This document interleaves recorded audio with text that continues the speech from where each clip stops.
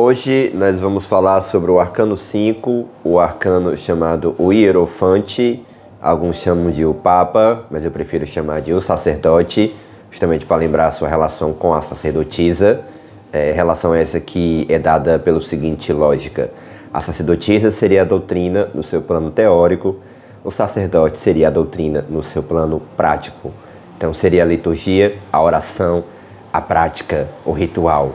Então, por isso que eu gosto de chamar de sacerdote. Bom, e como é de costume, a gente começa mostrando aqui na árvore da vida aonde está o sacerdote.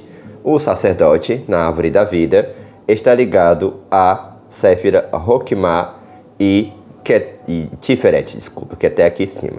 Roquimá, Tiferet. Esse caminho é o caminho relacionado ao sacerdote, a letra Re, né, do hebraico. Então a Séfira da sabedoria, a Séfira do Cristo. E aí nós vamos ver que o sacerdote tem uma relação com o Cristo e com uma certa compreensão do cristianismo, mais particularmente com a cabala cristã. E antes de começar com as questões propriamente metafísicas que o sacerdote nos leva a pensar, eu gostaria de falar duas coisas. A primeira é por que o sacerdote é relacionado ao signo de Áries, porque a princípio há uma dificuldade de estabelecer essa analogia, muitas pessoas têm essa dificuldade, isso é natural. E o segundo ponto é aquilo que eu mencionei no começo, é qual a relação dele com a sacerdotisa, né? Por que eu prefiro chamar sacerdote? Para lembrar justamente a sacerdotisa, né? Então esse é o segundo ponto que eu gostaria de falar, antes da gente começar a questão propriamente metafísica do sacerdote e posteriormente a sua aplicação na cartomancia, na taromancia, na prática. Primeira coisa, né, a relação do sacerdote com o signo de Áries, primeiramente vem do fato de que a letra Re é uma letra simples, então das 12 letras simples do alfabeto hebraico primitivo estão relacionadas aos 12 signos, então a letra Re vai estar ligada a algum signo. Agora, por que o signo de Áries, né? Porque o signo de Áries, né, por ser regido por Marte, está ligado à ideia do martírio, a ideia daquele que se sacrifica por uma causa, se sacrifica por uma fé. Não é à toa que um dos símbolos arcaicos de Marte, como se fosse a Vênus invertida, né? A cruz em cima e o círculo embaixo, mostrando que sustenta, né, o sofrimento, sustenta a dor. Então, como o sacerdote é aquele que se sacrifica por uma causa, essa ideia de sacrifício é a ideia esotérica mais elevada do signo de Áries, que tem alguma relação com Marte também, né? Então, o sacerdote está ligado ao signo de Áries porque o que o une nessa analogia é a ideia de sacrifício por uma causa, típica, por exemplo, do signo de fogo, né? E a relação dele com a sacerdotisa é porque a sacerdotisa, por ser o número 2, né, tá ligada à ideia da dualidade, a chave da gnose, né, como a gente viu, a doutrina secreta, a is desvelada. Então, a sacerdotisa mostra a cabala, mostra a doutrina, mas é o sacerdote que vai realizar essa doutrina no plano da prática. Então, é o sacerdote que vai oficiar, né, o ritual dos mistérios, é o sacerdote que vai pegar essa doutrina e ser a própria doutrina materializada. E o sacerdote, ele está ligado ao número 5, que está ligado à imagem e à ideia do pentagrama, né? Então, o pentagrama, a estrela de 5 pontas, tem uma relação com o sacerdote, que é justamente representa o indivíduo que levantou o seu pentagrama, né? Que colocou a ponta para cima, né? Por isso que está ligado também ao carneiro, né? O chifre, aquele que aponta para cima, aquele que levanta a cabeça, né? Então, o sacerdote representa o número 5. O que representa o número 5, né? O número 5, já que o número 4, o imperador, né, é a manifestação, a matéria, o número 5 já é se levantando, já é o começo da reintegração. Então não é à toa que o número 5 vai estar ligado ao sacerdote, vai estar ligado à ideia do Cristo. Jesus Cristo como o sacerdote da ordem de Melquisedeque, né? Então, é um trecho bíblico, né? Então, o Cristo como simbolizando aquele princípio que já é o começo da reintegração do plano elemental, que é o plano do quaternário, para o plano do arquétipo, que é o plano do espírito. né? Então o sacerdote representa esse movimento de levantar-se, né? Levantar o pentagrama. E o que levanta, né? O que levanta o nosso pentagrama, né? O que desperta o nosso Cristo interno, vamos dizer assim, né? É justamente, aqui nós vamos entrar agora na chave metafísica, propriamente metafísica do sacerdote, é justamente a questão da fé. Então o sacerdote está ligado à fé e está ligado à religião, tá? Então nós temos que falar um pouco o que é o processo da religião e o que é o processo da fé, para entender essa chave esotérica do sacerdote como sendo o pentagrama, como sendo a letra Shin, né? Colocado no tetagrama Yod He Vav He, ficando Yod He Vav Shin Vav He, ficando Yeshua, né? Então a gente sabe que essa coisa de acrescentar o Shin ao nome divino, Yod He Vav He, é a marca da cabala cristã, né? É a marca de um determinado momento da história da humanidade, onde o cristianismo, ali no Renascimento, né, olhou para as tradições antigas do passado, platônicas, herméticas, e tentou encontrar, na cabala também, e tentou encontrar, vamos dizer assim, como a revelação cristã é uma revelação mais longa, mais antiga do que se imagina, como ela já estava prefigurada, né?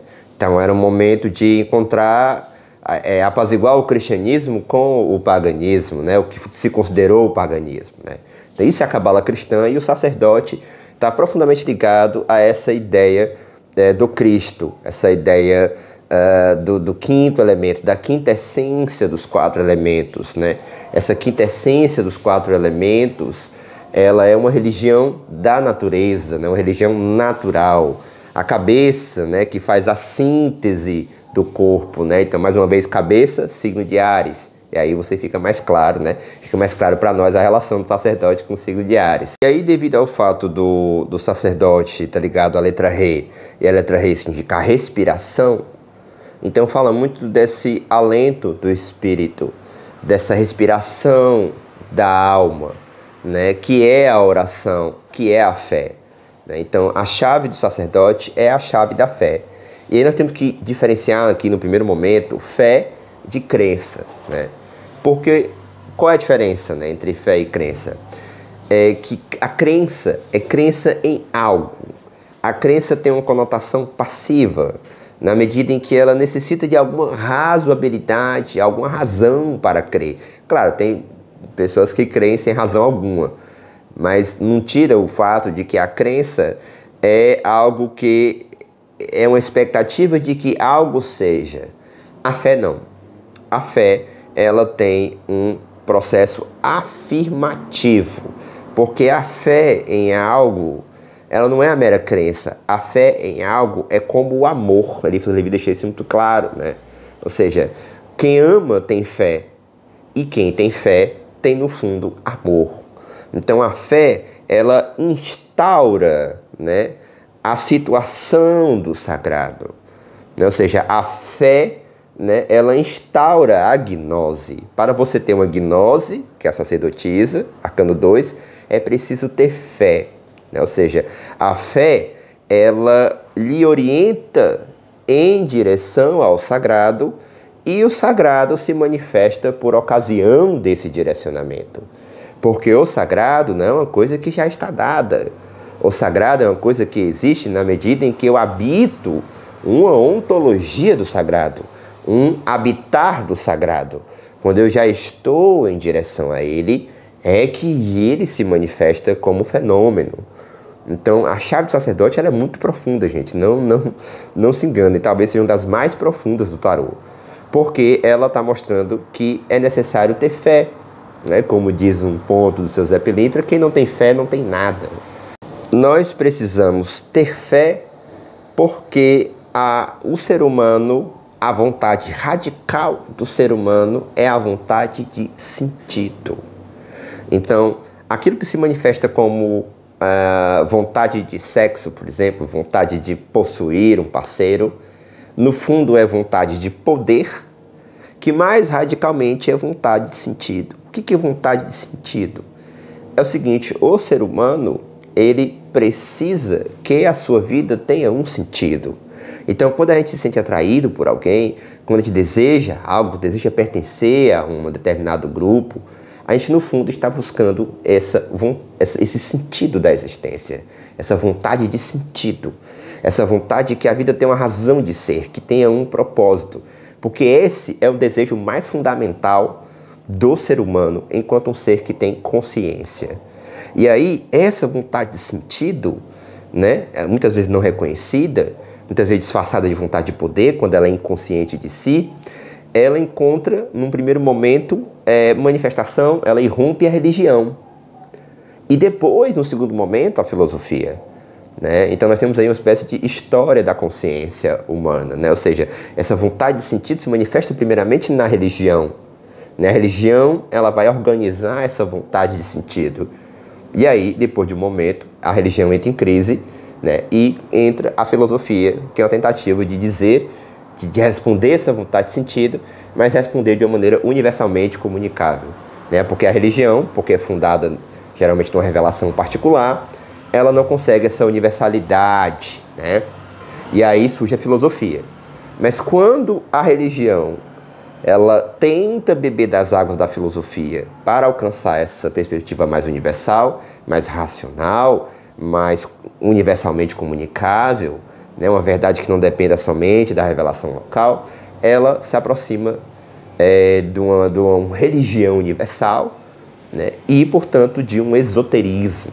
O esoterismo é esse híbrido entre religião, por um lado, e filosofia, por outro. Né? Então, a religião, quando se aproxima da filosofia, ela se torna esotérica. Né? Então, o sacerdote, por representar essa vontade de sentido radical, está ligado à religião, porque a religião é onde essa vontade de sentido ela se manifesta na sua, vamos dizer assim, no seu aspecto ainda, vamos dizer assim, da infância, né?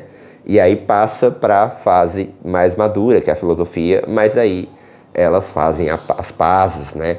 Porque a filosofia precisa reconhecer que as chaves do seu processo podem estar nas formas mais arcaicas do pensar, como o caso da religião e a mitologia. E o Schelling entende isso, né? O Schelling entende a história da humanidade como a consciência humana, né? Então, por exemplo, na psicanálise nós temos o consciente e o inconsciente. Para Schelling, esse inconsciente estaria na história da humanidade, estaria no processo da religião e dos mitos. Então, é por isso que a filosofia precisa voltar para lá para entender o seu próprio processo. E aí nós temos uma fé razoável e uma razão que tem fé.